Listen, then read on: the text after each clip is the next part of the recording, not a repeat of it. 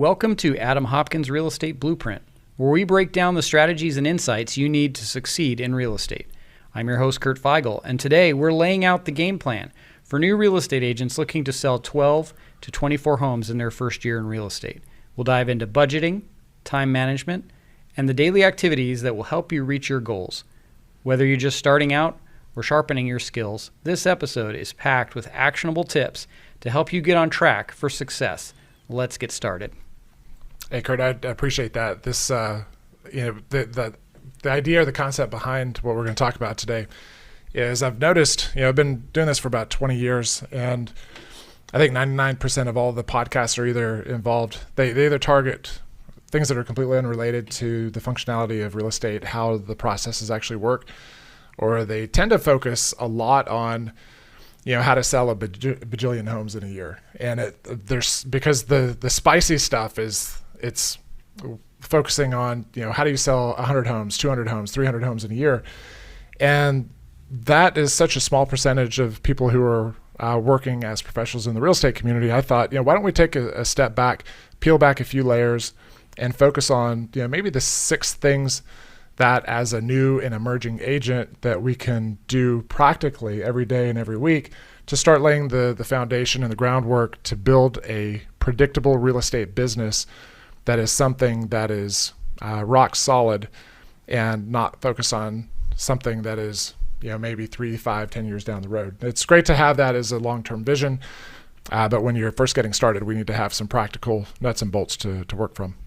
Well, yeah, because we've talked about this, not on the podcast, but where there's a huge turnover in real estate. There's a lot of people that get into real estate thinking this can be easy money. I'm going to go do this and I'm going to sell a ton of houses, and then, within 5 years they're gone. Right. And because it's the deception of the business is, you control your hours, you control your schedule. The barrier to entry is so ridiculously low that, from the sheer concept of just taking a 2-week class, sitting for an exam, then all of a sudden you're somehow qualified to handle the largest investment that most people will have during their lifetime. It's ludicrous to me. And I think that by approaching this from the standpoint of, okay, as a professional, what do we have to be able to do in order to perform as professionals to represent our clients? How can we do that where it's not a part-time thing, but it's something that we approach as professionals so that when we're representing our people, our clients, our buyers and sellers, they know that they are getting the absolute best representation that they can. And in order to do that, there's a series of things that we need to walk through. And we put together 6 for today. And we're going to start with time management and scheduling. 2, we're going to look at some budgeting. We're also going to look at the key factors involved with prospecting and lead generation and marketing, generating that new business. And then from that then after that, the 4th thing we're going to look at is acquiring the market knowledge that we're going to need. Once we have those clients, how do we serve them by understanding the different parts of our community and the real estate market, interest rates, how all those pieces fit together, and how that affects our clients as they're working through this. And then also, following up, scheduling appointments, showings, and then the 6th component is writing and negotiating contracts, and then walking our clients through a predictable pattern from the time that they go under contract all the way through closing and then after the sale. So those are 6 things that we can focus on today. And even if you've never sold a house before, these are things that from a practical standpoint we can start putting into place for you that you can be successful very quickly. Okay, well, let's start with time management and scheduling. So the first building block that we want to take a look at is mapping out our schedule. So every person starts with 24 hours a day. And what we do with those 24 hours is the most important thing. So we don't have to have a perfect 24-hour schedule, but we do have to make sure that certain things are being completed during the course of an 8 to 10-hour workday. Real estate is not a 9-to-5 job. We don't have banker's hours. We can't punch the clock at 5 o'clock on Saturday on Friday, and then just assume that the world is going to be calm and peaceful until Monday morning at 8 o'clock, 9 o'clock.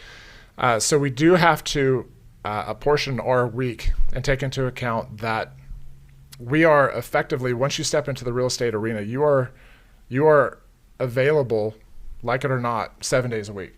Now, within those 7 days, we have boundaries that we can create when we're representing our clients, because we do have family time, we do have to sleep, we do have things that we have to take care of, civic responsibilities, and then just personal time. But we also have to make sure that we're taking care of our people. There are ways that we can leverage technology, we can leverage other people, but these things still have to take place. So if you are considering yourself a full-time real estate agent because you want to get into that zone where you're successfully closing 12 to 24 homes a year, that's what I would consider a full-time agent, is between 20 to 24 homes a year. And in order to do that, you have to approach this as a business. This is not something where you show up and are not intentional about your time. Brian Buffini makes a great point about winning the day, winning the week, winning the month, and winning the year. It doesn't mean that we have to have all 12 months perfect, but we do have to approach it from the standpoint that for 4 days a week, we have 2 hours of focused, intentional time working on our business, doing lead generation activities and doing specific things for 2 hours every day. So it can be from 9 to 11, which tends to be the most productive time, especially if we're getting kids up around to go to school and have other commitments. So 9 to 11 works well. And then usually by 11 o'clock in the world of real estate, fires have started and there are things that need to be addressed. So it's important to start early in the day. Some people, that's 5 to 7 a.m. But I would encourage you to start earlier in the day. But from a scheduling standpoint, keep in mind, you have to win the day, you have to have those 2 hours where you have very specific things that are getting done. To win the week, you have to complete those 2 hours for 4 days. It doesn't have to be 7 days, but if you hammer out the work that has to be completed Monday, Tuesday, Wednesday, Thursday, you've won the week. And then you start stacking that up and you do that 3 weeks out of the month, you've won the month. And then if you do that successfully for 8 months through the year, you've won the year. And we just know by tracking that by owning our schedule and not just drifting through and whatever happens, or I'm going to kind of go in and see what happens and then nothing does, and then we're frustrated and wonder why 95% of real estate agents leave the business. I played golf all week, so why am I not getting lots of clients? Yeah, I was networking. Yeah. Well, no, you weren't. You were playing golf. And there are certain times where that will come into play, but that falls under our prospecting and lead generation strategy. So if you are sincerely, genuinely networking, that's part of that schedule, but that is something that we have to be intentional about. So from a scheduling standpoint, it's so important that we own our schedule. And I will say another tactic or strategy for this that blew my mind the first time I had somebody suggest that I do this is they said, take a spreadsheet and for 7 days, Sunday through Saturday, from 5 a.m. until 11 p.m. On the spreadsheet, chart every 15 minutes what you do from 5 a.m. through 11 p.m. And he said, you'll be blown away by what you see, how much opportunity there is within that schedule, and also how much wasted time exists every day, not just occasionally. It is unbelievable how much space is within that schedule every day. So those two, when you realize how focusing on those 2 hours, how powerful that can be, it changes everything. So doing that time tracker for every 15 minutes, just do it for a week and it'll blow your mind. Well, it's like if you go, there's a great book called The E-Myth. I don't know if some of the people watching have read it, but it's great book. Basically the concept is that just because you're a plumber doesn't mean you can run a plumbing business. That's right. Or you name the profession. Just because you were in sales doesn't mean you can be a great real estate agent unless you put in the work.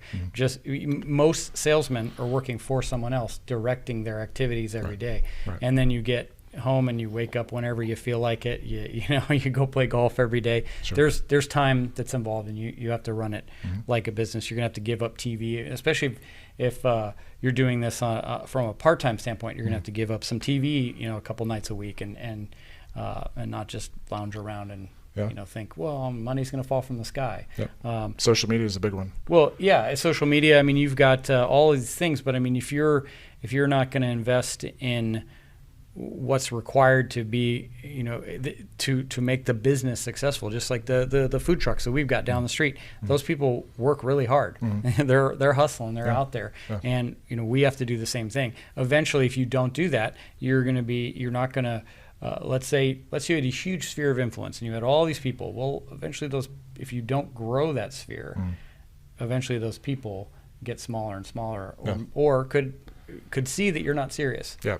And go with someone else. Well, let's talk about budgeting and money and things like that. Sure. Yeah, so budgeting is never spoken about in most events that I've been to, most conferences that you'll attend. Budgeting is never a part of that, apart from when you have vendors come in and they say, oh, if you just get one sale from buying our product, then it pays for itself. So don't do that. From a budgeting standpoint, here's what you need to know when you're first starting out. So from pure startup, you have never sold a house, you haven't even been licensed yet. You're going to need to figure out a way to budget between $2,000 to $5,000 up front to take care of your real estate classes. If you are taking the 2-week class in person, which I highly recommend, because if you're doing that online, sure, you can save a little bit of money not having to drive back and forth, but the experience is completely different. Yeah, I don't recommend it. Yeah, so I had a great experience when I first got licensed 20 years ago, because the instructor was so clear of what was on the exam that there were parts of the book that were not relevant to the test. And that's not something that you get from doing it online, because if you're doing it online in a static form, it's all relevant, but it's not all relevant. So, but then also the synergy that you get with talking to other people who are getting licensed as well. You can share experiences, and then once you get active in the market, you'll have colleagues and friends that you're starting out with, it's a great way to start. So if you have questions about who to connect with to take that 2-week course, let us know and we can get you dialed in with that. But the class will require 2 weeks if you're from a budgeting standpoint, but you're also going to be not working during that time. So you have to account for if you're currently working in a job and you have to take off for that. You've got to make sure that you have that savings in place for that. You have the classes, you have the exam that you have to take. But then once that's done, you also have your national dues, your state association of realtors dues, and you have your MLS dues, which are, I think right now, what are they, like $155 a quarter for the MLS dues, then for your the fees for your lockbox and your access to that, and then the technology of you're going to have a website, you're going to have signs that you're going to need to purchase, business cards, and then the startup with your marketing that you're doing. These are all things that are going to cost money. It is a business that you're starting. So unless you're getting set up and onboarding with a team, those are things that you have to budget for and account for. And again, neither one is necessarily right or wrong. You just need to have a plan for that so that you know what you're getting into. Well, I'll also say that is from the startup. And then for an ongoing monthly standpoint, you're going to also need to continue to budget between $500 to $1,000 a month for ongoing fees, such as a contact management system, a website, and then marketing that you're doing. And it could be, marketing through, there's direct mail, there's digital marketing, there's social media marketing, there's print and billboards and radio ads. There's no limit to what you can do to promote your brand, promote yourself to the local market. But again, you have two resources that are available to you when you are building that brand. It is your time and it is your money. So we talked about the startup costs, you're getting your license, and there's a lot involved in that. I mentioned I don't recommend it from the standpoint of the online test or the online learning. I didn't care for it. It took a lot longer. I would have rather just took the time off, gone and done the face-to-face course and had it be done. Mm-hmm. So what about, the budget for marketing and some of these other things? So at a bare minimum, we need to be prepared to budget between $500 to $1,000 a month, and that's gonna cover things like a CRM website and then other basic marketing that needs to be accounted for, and those are details that we can get into a more granular level. Okay, well, let's move on to another subject, which is prospecting and lead generation. So you have to get out there, you got to network, you got to find a way to get people to contact you. You can pay for those things, you can do cold calls and all that stuff. But give us some examples of that kind of stuff. Yeah, so you've got two places that your marketing, your lead generation is going to be focused on. You're going to have two. You're going to have one is the people that you know, and then two is the people that you don't know. Your primary focus is going to be the people that you know, taking care of people that already know you, like you, and want to contribute to the fact that you're serving them at a high level. They want that, but they already know you, trust you, and like you. The second group is the people who don't know you. And so from a marketing standpoint, think of it in terms of this giant funnel. At the top of the funnel is everybody in your market. And so the goal is to get to the point to where you have, as a new agent, 100 people that you would consider your A+ advocates for your business, that are going to support you, they're going to send you referrals, that when it's time for them to make a move, or their Aunt Sue is going to make a move, that they're going to get you in touch with her because they know that you're going to take great care of them, again, because they trust you. But the way that you deepen that relationship is going to affect whether or not you're the person that's at the top of their mind when that time comes. So it's a matter of, are you spending money to do this, or are you spending the time to do it? Or you can find a happy marriage between the two of them. But there's specific strategies depending on how you do that. So, for instance, something that I have done for years, over a decade, is every month I have a certain number of calls that will go out to the people in my database that I will personally either call them directly, or if I don't reach them, I can leave them a voice note. But then I follow up with a handwritten note. If I talk to them, hey, this is great talking to you today. If there's anything I can do to be of help, let me know. And then, real quick, does your CRM, does it help you with like blocking that out for this month, that month, that month? Does it kind of sprinkle them out for you, or do you have to say, I want to select these? How does that work? You have a choice of ways that you can do it. The way that I do it, I'm a bit old school, in that I have a list. All of my relationships are in my CRM. But I have a spreadsheet list of the top 150 people that have supported my business through the years. And so I know that each day there are 10 people that I'm going to contact in some meaningful way that day. The contact management system that I use, the Referral Maker, based on the goals that you have for your business, it can do that, where it will say, these are the 5 people that you're going to reach out and you're going to call today. And then once you talk to them, you're going to pick 3 of those and you're going to send a handwritten note to them. And then at the end of the month, you're going to have 12 drop-bys or pop-bys where you're going to just swing by, small gift, just to say, hey, just thinking about you. If there's anything I can do to support you or be of help, I'm always here for you. And by the way, I'm never too busy for your referrals. Something like that. It doesn't have to be overly dramatic. It's just a way of reminding them that you're there for them. But it's the consistently doing it every month, year after year after year. But it doesn't take years for that to begin to snowball. It actually happens quite quickly if you're doing it consistently, in the beginning days, weeks, and months of your business. Okay. There are other means of creating new business. You can buy leads by running ads on Facebook. You can do Google AdWords. I don't recommend Google AdWords. You might want to try something more like the local service ads through Google. You have places like AdWorks where you can target and retarget based on who you have in your network. Who has looked on your social media pages, who's come to your website. You can retarget those people, and that's a little bit more of a focused way of doing that. But then also, the big sleeper in every real estate market is the direct mail.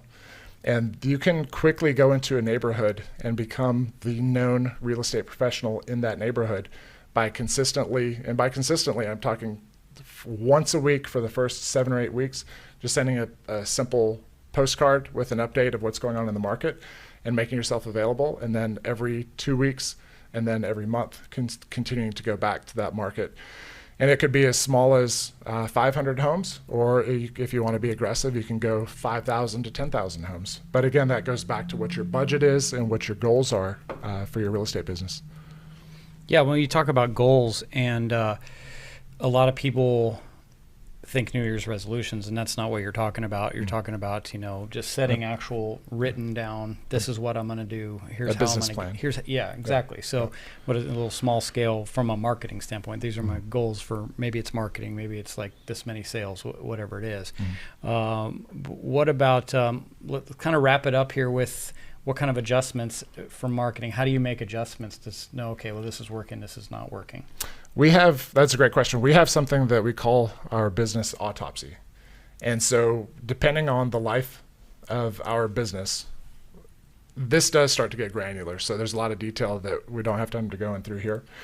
But the business autopsy, it starts at the top with, based on the goals that I have for my business, based on my business plan, these are the number of new inquiries that I should be generating every day for my business. It could be in the form of an ad that's being run, or it can be referrals that are coming in. But this should be the number of new inquiries or leads, as they're often referred to, coming in every day. And if I'm not receiving or generating those every day, then we start backing out with, okay, what lead generation activities am I doing? And if that's still falling short, then we have to look at, okay, are these avenues the appropriate avenues? And it's a pretty detailed list that you start with. What is my gross income? What is my net income? What is the closed number, the closed volume, and then the number of closed sales that I have for the year, the quarter, the month, the week, and then each day. And then that comes back to your sales are a result of the contracts written. Your contracts written are a result of the listings that we have, and those are both buyer and seller listings. So it would either be a buyer agency agreement with a home buyer or a listing agreement with a home seller. And then those just come back to then the layer below that is the number of appointments that you've gone on, conversations that you've had with leads, and then those leads generated. So that's how we kind of back into that autopsy. But it's an incredibly effective tool to analyze your business, to see where the gaps are.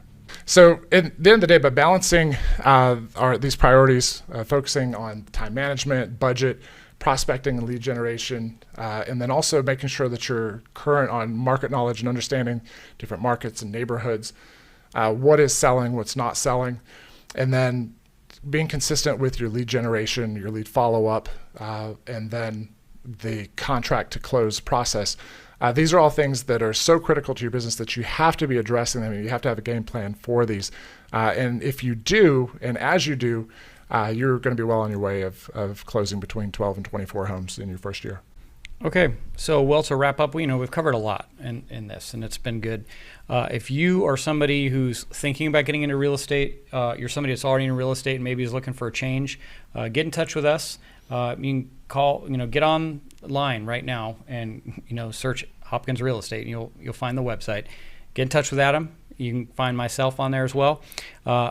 I love talking to people. I love answering questions. That's fine, so call one of us and, we'll see how we can help you, plug in and get on your way. And but it's by focusing on these fundamentals, you'll be well on your way to selling 12 to 24 homes in your first year.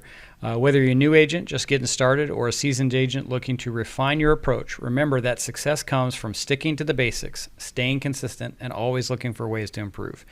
If you found this episode helpful, be sure to subscribe and share it with your fellow agents, and join us again next time on Adam Hopkins Real Estate Blueprint. Let's keep building your path to success together. See you next time on The Blueprint. All right, see you guys.